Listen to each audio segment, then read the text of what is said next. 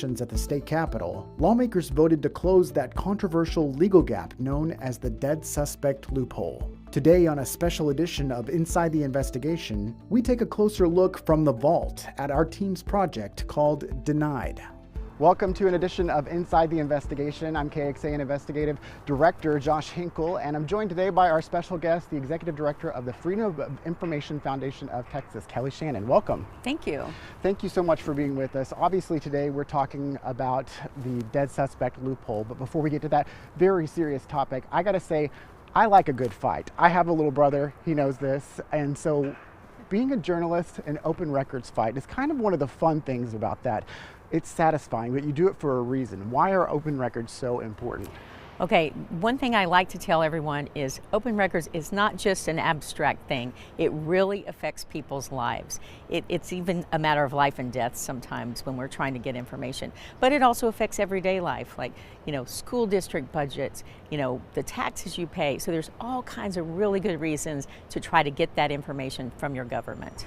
Yeah, and so the fight part of it is really satisfying as a journalist because you sometimes are trying for months, even years, to get this information that is so important to the public so you can report on that. And, it's not just journalists, it's lawyers, it's, people that are in their everyday lives just trying to secure records too. So very, very important. Today specifically, we're talking about what was formerly called the dead suspect loophole by many people. And this was a provision, if you've been watching along our Denied docuseries, just streamed on the KXAN Plus app. If you're watching on KXAN.com, you can go to the link that's below this video and you can check out that docuseries there. This is the KXAN investigation that was going on for years as we documented this loophole in the Texas Public Information Act. What did the dead suspect loophole intend to do originally when it was created, and what did it end up becoming? Yeah, so it was created in the 1990s as part of the law. It wasn't intended as a loophole at all. It was really intended to protect the innocent, those who maybe were arrested and then the charges were dropped, or it was found that this did not need to go on to trial for whatever reason. If it did not go to a conviction or a deferred adjudication at trial, the idea was to keep a lot of the information, not the basic information, but a lot of the narrative and other information off limits to the public to protect the reputation of that innocent or non-convicted person. What started happening through the years is different law enforcement agencies found a little loophole and started using that. So when somebody died in police custody, they said, well, this has not gone to a trial, to a conviction or deferred adjudication. Well, guess what? The person died, so it's not going on to a trial. And that was how the loophole was really created by law enforcement agencies that were misusing it and not interpreting the intent of the law properly. And this went on for decades until, groups like the Freedom of Information Foundation of Texas got involved to really remedy some of those things and fix the bad intent or the unintended consequences of loopholes like that and many other laws. Tell me a little bit about the FOIFT. What do you guys do? Yeah, so we are a nonprofit. We've been around since 1978, and we are all about open government and then the First Amendment rights of free speech and free press. And the idea is those things go hand in hand. You as a citizen cannot adequately question your government and speak out against or for or whatever with your government if you don't have the information you need. So those things go hand in hand. And what we're always trying to do is protect and strengthen our open government laws. Yeah, and Kelly roped me in a couple of years ago to be on the FOIFT board. Just a little bit of information for you right there. So I'm happy to be part of those conversations. And from time to time, our KXAN investigative team has gone and represented journalists and the FOIFT talking to legislative committees about some of these things, including the dead suspect loophole. Yes, absolutely. And it's great that the legislators hear from journalists as well as everyday citizens just about why open government matters, why access to our information that's held by the government, why that matters. So over the years, we've really worked to humanize the outcome and the impact of the dead suspect loophole. I think we first started covering it at KXAN back in maybe 2018. That was several legislative sessions ago, and the bills to close this suspect loophole had been coming up session after session and just failing until 2023. prior to that, there was a very unfortunate circumstance that happened in Uvalde, as you know, the mass shooting that was there at the school, and that sparked a lot of concern about whether the dead suspect loophole would be used in that case, because so many people wanted to see exactly what happened so they could hold the right people accountable, right? Yes, and to prevent something like that, hopefully, from happening again. If you learn from things, maybe you can take steps to prevent tragedies in the future. But the whole loophole issue had been building for years and years, and then once the terrible situation happened in Uvalde, that really brought it even further into focus for everyone here at the Capitol. And when that really played out over the year after Uvalde into the legislative session, then that was the catalyst that really got a lot of lawmakers who maybe didn't realize the importance or the crucial aspects of this loophole and what it was doing. This really brought it home for some of them, because this was a tragedy you couldn't really ignore. So it went through the legislative process, and it ended up passing eventually. Yeah, after many sessions, yes. And it kind of got held up at the last minute. It was some weird drama there, like I've never seen really. The physical bill was actually lost in the process, so it never did get signed by the right people until some people started pointing it out and realizing, like, hey, this never went to the governor's desk, so is this a law that's going into effect or not? How did that play out? Yeah, and there was a lot of drama even before that, because, you know, as you say, there's a lot of different interests, and many people negotiate on a bill or raise questions about it on both sides. So a lot of that drama played out in the final weeks of the legislative session. And then you get down to the bottom, it seems like it's all passed. The Senate's passed it, the House has passed it. And then there was this question of where is the bill? And it turns out the lieutenant governor had set it aside for a bit while some other matters were dealt with and looked at. And then finally it was pointed out, hey, that bill's never been signed and made it to the governor yet, so that the governor can decide what to do about it. And so finally, you know, that scrutiny, you know, I don't know if that's what led it to pop out and appear, but for whatever reason, the scrutiny was very important, because the public needs to know what's happening with this legislation that the public is supporting. So that's what occurred.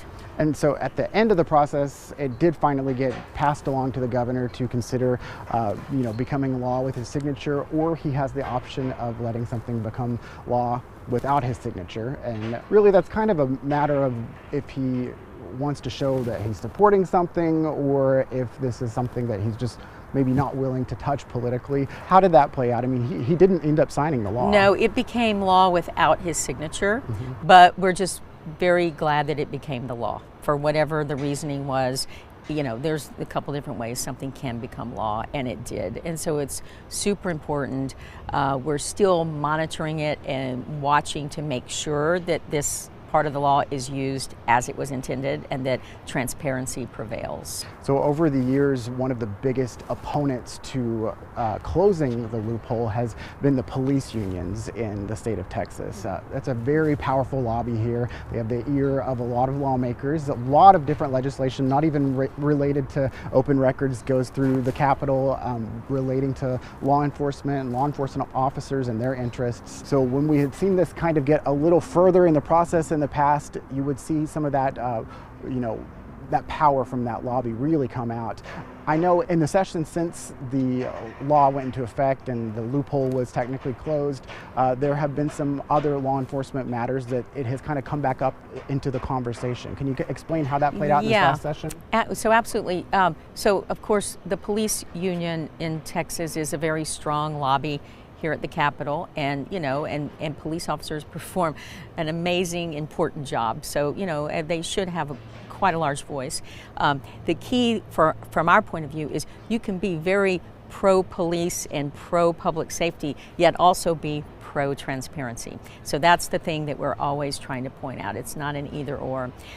This year in the various legislative sessions, there was a bill that came up that would have created a secret police file for many departments and allowed certain information to go into that file if there was a complaint against an officer that was deemed to be unsubstantiated and didn't end up in disciplinary action. So one of our concerns was the way the wording was so vague wasn't precise enough.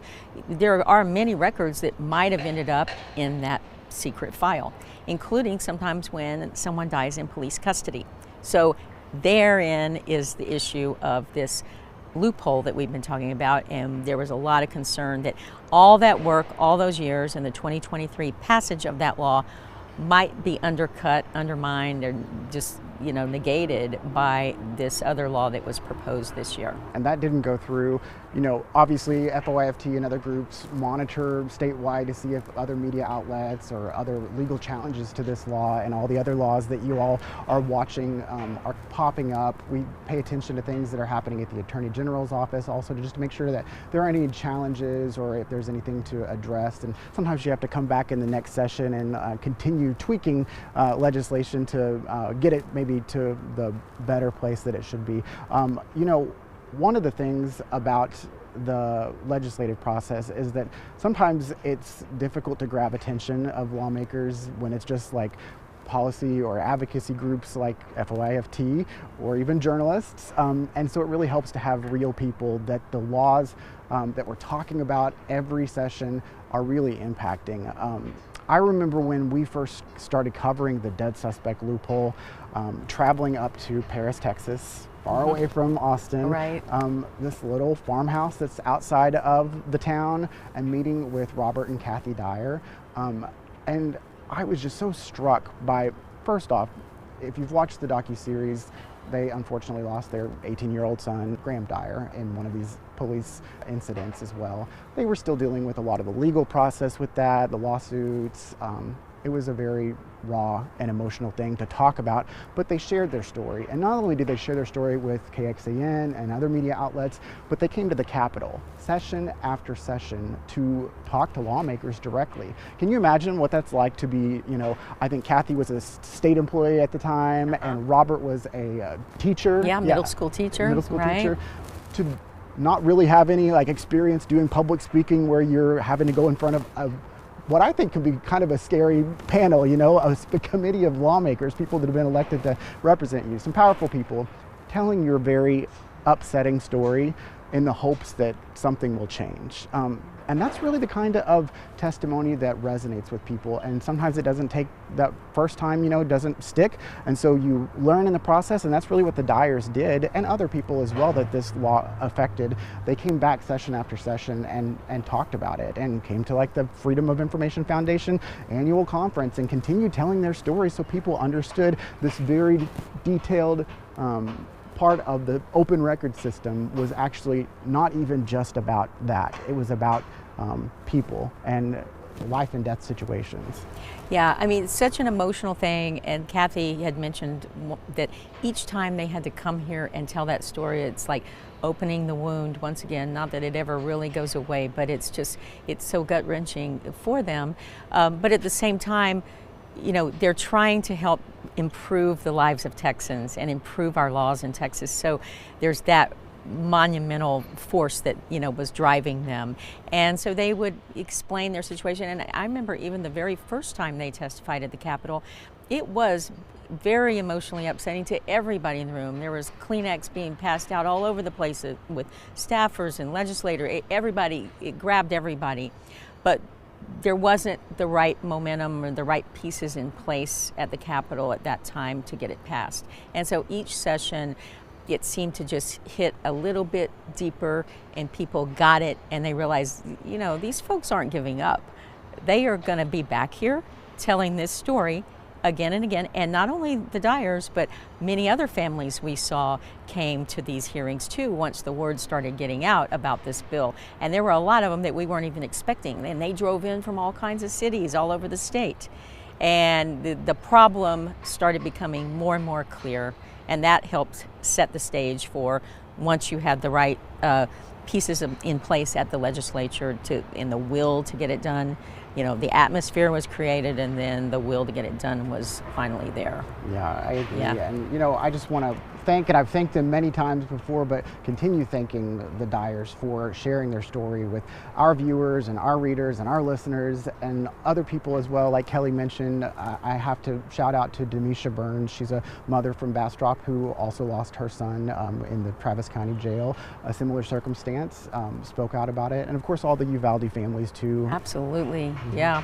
And all of these situations, what we've got at the center of it is, people are losing loved ones in a violent situation, very different types of situations, but it's just an emotionally charged, extremely upsetting thing that's going to be with you your whole life. And yet they've got the courage to come here and to talk about it, and that's so impressive. Well, Kelly, I really appreciate all the work that you and FOIFT continue doing on behalf of the people of the state of Texas, and for continuing to be the experts to talk to us about some of these very detailed things that are still really important. So thank you for also being here. Yeah, thanks for having me. Appreciate it. Of course. And you can watch the Inside the Investigation segments that we produce every Friday on our KXAN Plus app or on KXAN.com. And we also have an audio version with our KXAN Investigates podcast that is out with a new episode every Saturday. So please listen, watch, read our stuff, and thanks for